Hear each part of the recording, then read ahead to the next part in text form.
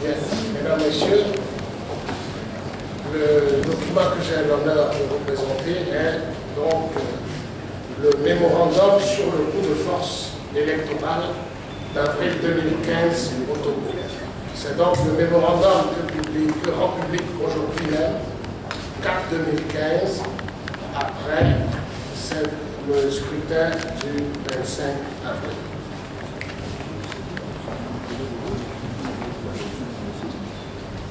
Comme vous l'avez dit tout à l'heure, directeur de campagne,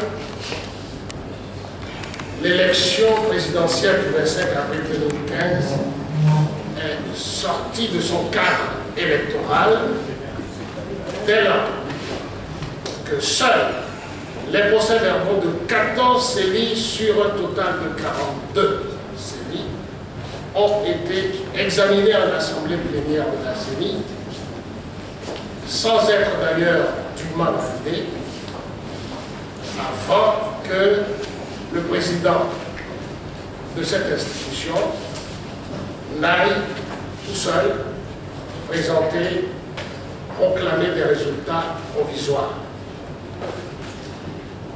La publication de tels résultats viole la loi électorale. Elle viole également la directive interne même de la CENI, celle que la CENI a prise pour régler le recensement général des votes. Elle viole également l'accord du 24 avril 2015, au terme duquel un comité d'accompagnement présidé par le chef de la mission d'experts de l'OIF, le général Siaka Sangaré, a été mis sur pied avec pour mandat, je cite, de suivre de façon pointue et soutenue toutes les opérations de remontée, de traitement et de publication des résultats, en précisant que seuls les procès-verbaux des bureaux de vote, ou bien les procès-verbaux des bureaux de vote, dûment vérifiés par la CENI, en présence du comité d'accompagnement, font foi pour le traitement et la publication des résultats. Cet accord, vous vous rappelez, a été signé la veille même du scrutin. En outre, la mise à l'écart des représentants de CAP 2015 à la CENI, ces représentants qui ne sont plus convoqués aux assemblées plénières invalident ipso facto les décisions prises dans des assemblées plénières convoquées en violation des articles 14 et 15 du règlement intérieur de la CENI, article qui exige que pour les assemblées plénières, tous les membres de la CENI soient contre. Lorsqu'il y a seulement une partie des membres de la CENI qui est convoquée, l'Assemblée ne peut pas, même si elle a le quorum, ne peut pas valablement délibérer parce que convoquée dans les formes contraires à la loi. La Cour constitutionnelle, comme toujours, s'est empressée d'entériner des résultats provisoires frauduleux, fabriqués de toutes pièces, signés et transmis par 12 des 17 membres de la CENI. Cette dernière ayant été délibérément amputée d'une partie de ses membres. Si pratiquement tout l'ensemble du territoire national est concerné par les irrégularités et fraudes, les régions de la partie septentrionale du pays demeurent constamment le théâtre privilégié de ces pratiques illégales, antidémocratiques et anticonstitutionnelles. En particulier, les régions centrales de la Kara et des Savanes se sont essentiellement distingués par des bourrages durs. À titre d'exemple, pour un taux de participation à ce scrutin qui en moyenne tourne autour de 60-61%, le chiffre officiel étant 61%, si je ne m'abuse, on relève des taux extrêmes qui dépassent les 80% et cumulent à 109,1%, notamment dans les bureaux de vote de ces régions. Le mémorandum qui est rendu public ce jour expose les irrégularités, les fraudes, ainsi que les manquements et les dysfonctionnements les plus flagrants relevés aussi bien au niveau des institutions en charge du scrutin, au niveau du gouvernement ainsi que des partenaires de la communauté internationale et de la société civile, que sur le terrain, notamment dans les CENI les plus concernés.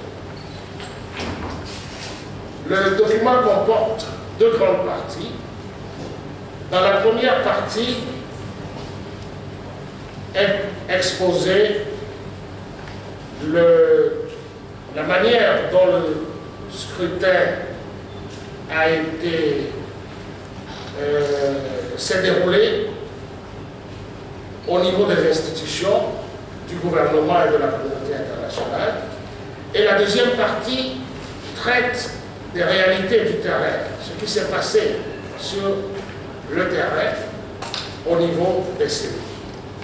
Donc, première partie, les institutions et les autres entités impliquées dans le processus électoral.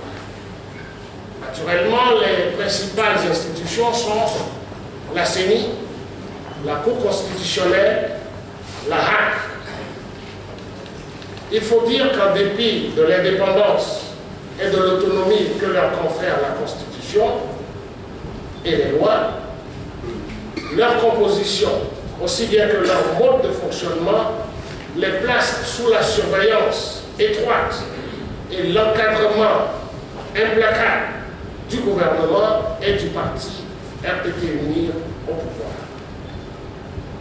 Le gouvernement et le parti au pouvoir inspirent donc les décisions de ces institutions. Ces institutions font également partie de l'arsenal des moyens de fraude électorale entretenus par le système RPT. D'autres entités, essentiellement les partenaires bilatéraux et multilatéraux du Togo, généralement désignés sous l'appellation de communauté internationale, s'impliquent à divers titres et de diverses manières dans le processus électoral au Togo. Il en est de même de certaines organisations de la société civile. Quelle évaluation du scrutin au niveau de chacune des entités que je viens de citer? D'abord la CENI. Il faut rappeler que la CENI est l'organe principal de l'organisation et de la supervision des scrutins au Togo. Elle est chargée, vous le savez, de la confection ou de la mise à jour du fichier électoral, du recensement général des votes, c'est-à-dire des résultats, et de la proclamation des résultats provisoires. Naturellement, il s'agit des résultats tels que sortis des urnes.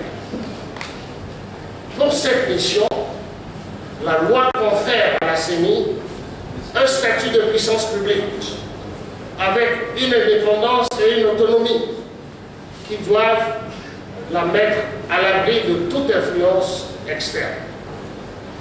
Mais manifestement, il faut constater que notre CENI n'a ni l'indépendance ni l'autonomie qui lui sont nécessaires pour l'accomplissement de sa mission. Elle est dominée par une surreprésentation du parti RPT Unir et de ses alliés. Et donc, elle est instrumentalisée par le pouvoir et elle se voit obligée Bon, peut-être que c'est les excuser que de parler d'obligé, mais en fait, la CENI organise sa propre incapacité à respecter la loi électorale, les règlements, les procédures et autres accords politiques. Elle organise ses nombreux manquements et dysfonctionnements. Elle organise sa propre opacité et entretient tous les moyens possibles de fraude et d'irrégularité. On relève ainsi l'établissement d'un fichier électoral moduleux avec des milliers de doublons, des inscriptions fictives, des inscriptions de mineurs ou d'étrangers, occasionnant des taux d'inscription avoisinant ou même dépassant 100% dans la plupart des CELI, encore une fois malheureusement, des CELI des régions centrales, Kara et des savanes. Et nous allons vous montrer à travers un premier graphique qui illustre les fraudes au fichier électoral dans les CELI concernés. Il s'agit d'un graphique, comme vous le voyez à l'écran, qui présente le nombre d'inscrits, le taux d'inscription dans chaque CELI, taux d'inscription sur les listes électorales. Vous remarquerez que la ligne 100 a été dépassée dans, disons, les 2 tiers des CELI que comporte le territoire national. On remarque ainsi, évidemment, quand vous prenez la BINA, moi j'ai les chiffres exacts ici, mais vous voyez que la BINA dépasse 100%, elle atteint 137% de taux d'inscription. Cela veut dire qu'on a inscrit plus que la population en âge de voter. D'où viennent les autres? Ce sont des électeurs fictifs, ce sont des étrangers, ce sont des personnes décédées, ainsi de suite. 137% de taux d'inscription. À Saint-Cassé, dans la série de Saint-Cassé, on a 126%. Bassard, 121%. Dampin et Doufelcourt, 117%. Cosa, 114%. Vous pouvez à chaque fois prendre la série en question. Alors on a Cosa. Cosa, c'est 114%. Kéran, 109%. Pendjab et Chamba, 108%. Assoli et Sotoubois, 106%. Oti, 102%. Blita, 101%. Tchaoudjon, 96%. Tandoua, 95% et d'autres, 94%. Alors, vous voyez que les séries que je viens de citer sont toutes, comme par hasard, situées dans la partie septentrionale de notre pays. Pourquoi? Le gouvernement pourra vous donner une réponse.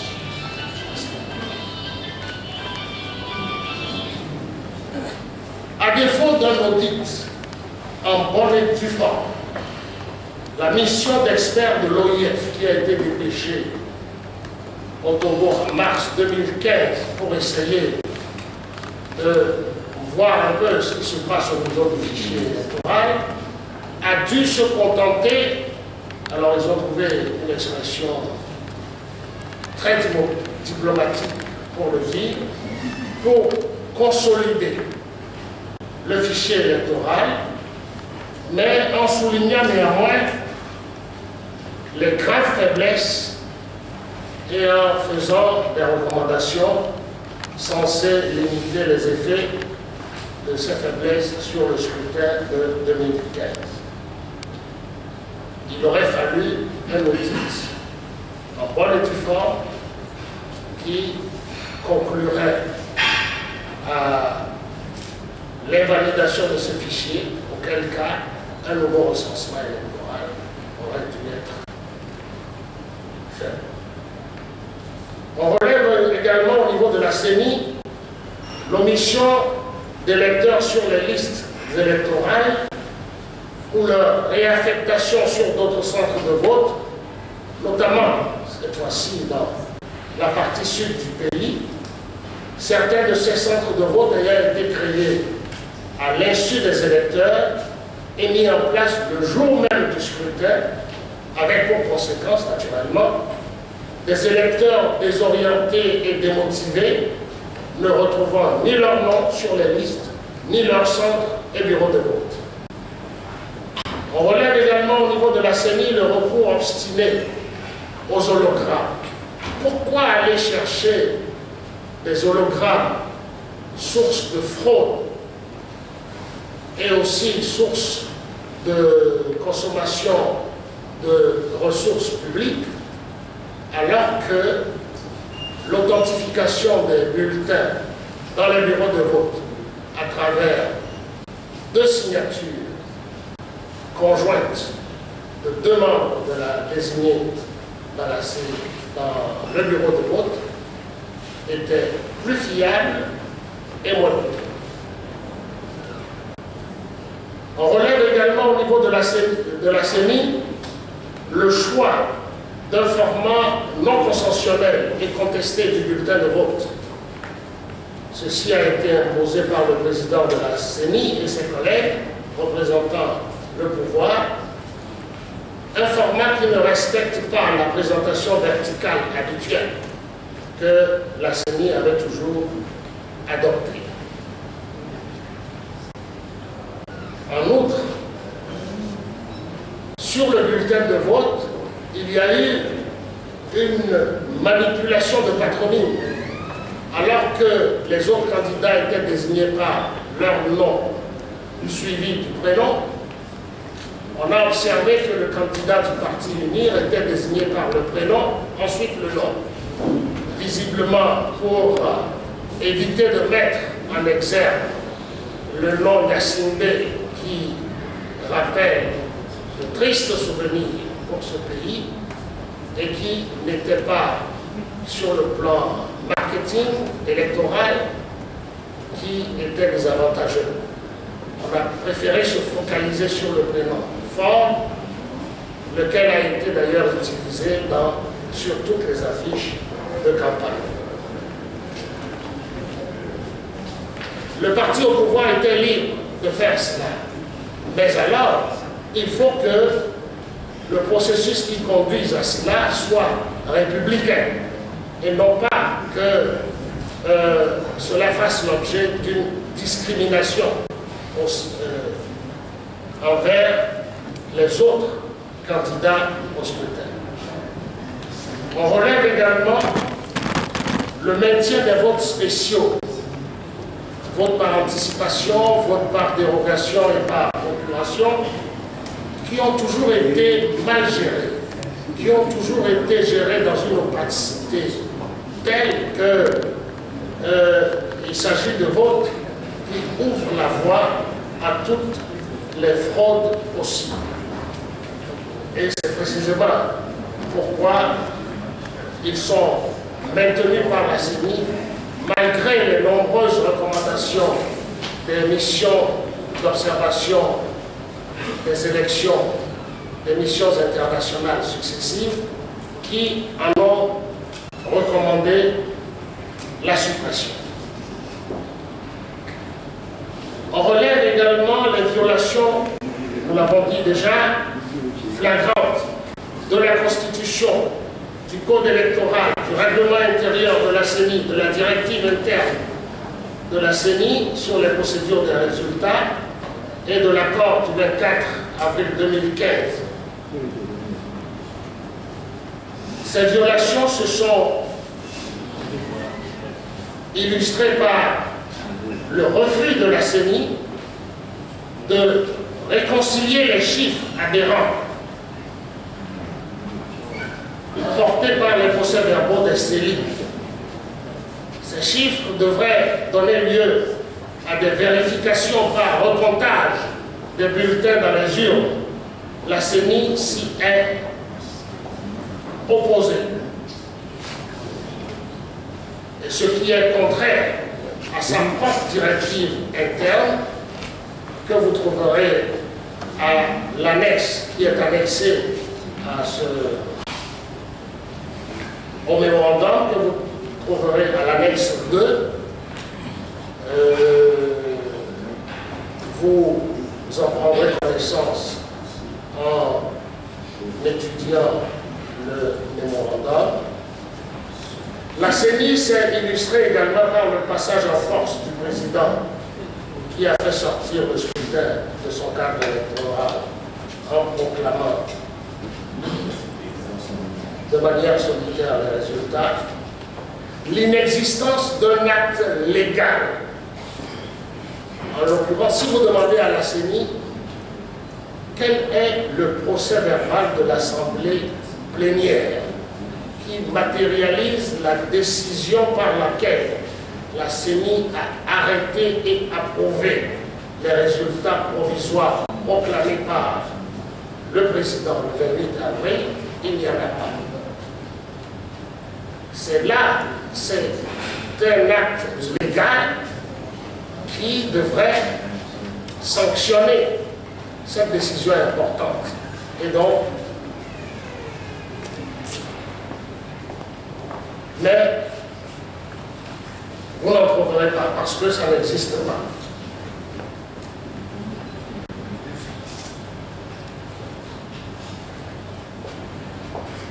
On relève également la confection frauduleuse de certains procès-verbaux de CENI. Si nous avons l'annexe 3 qui présente la CENI de Duncan, cela vaut la peine d'être montré. Vous verrez que sur ce procès-verbal, il y a 3 signatures, le procès-verbal de Duncan.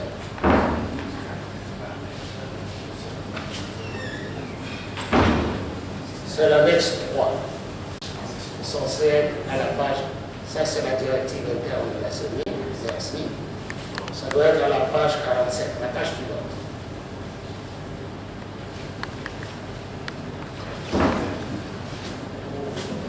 Ça vaut la peine d'être montré parce qu'il s'agit d'un procès verbal qui porte 3 signatures identiques. Ça se voit à vue d'œil. On sait que la même personne a signé 3 fois. Pour les autres, certainement ceux qui ont été envoyés de la CENI. Et nous reverrons encore cette... montre les signatures identiques en bas, du dernier en remontant, en bas.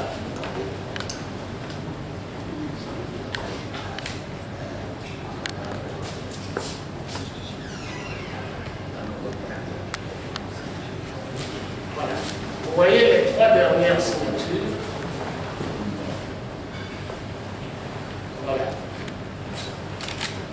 Prenez la dernière signature sur la droite. Et celle qui suit en remontant. Voilà. En bas. Vous voyez? Bon, alors, la 3e, qui est la même, a été encore un peu modifiée. Bon, on verra également sur ce... On reverra ce PD, parce qu'il y a un cafouillage de chiffres quand nous viendrons à étudier ce qui s'est passé au niveau de la CENI de Duncan.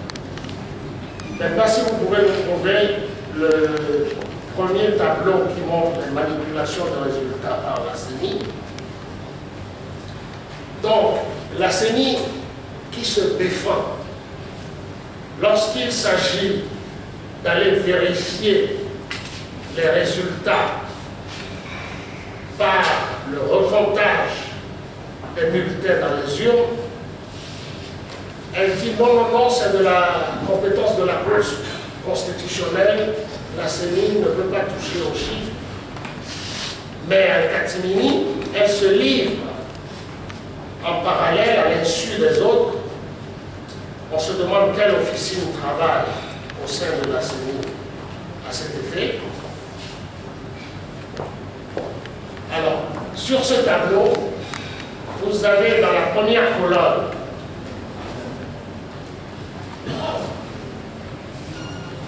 voyons les votants sur la liste des marchands. Le tableau des votants, voilà.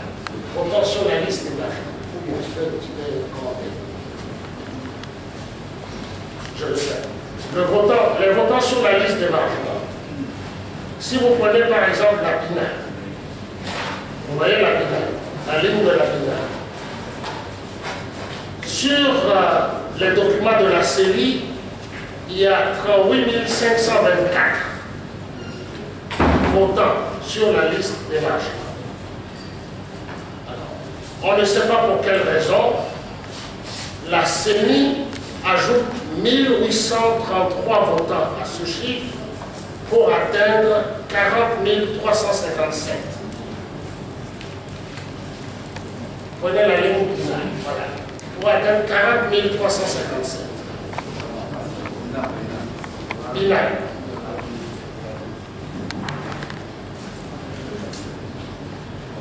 Voilà.